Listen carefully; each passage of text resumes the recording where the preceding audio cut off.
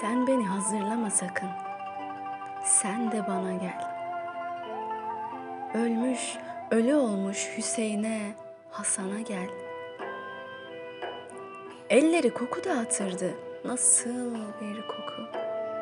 Suya gel, kana gel, bir yeni Hasan'a gel.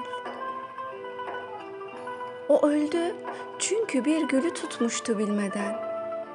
Sen istersen her gün gel, her sene gel. Gel, beyazlıkları elle, türlü kokuları biç. Günler karardığında davran, hep sana gel. Ne yap yap, hazırla kendini, anladın mı? Ne yap yap, mesela ısıtıp dökündüğün sularla bile bana gel.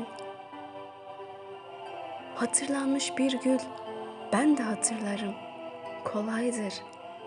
Ölmüş mü, ölmemiş mi, Hüseyin'e, Hasan'a gel. Hüseyin de öldü, ölür. Hasan da öldü, ölür. Ölen ve dirilen o bitmez insana gel.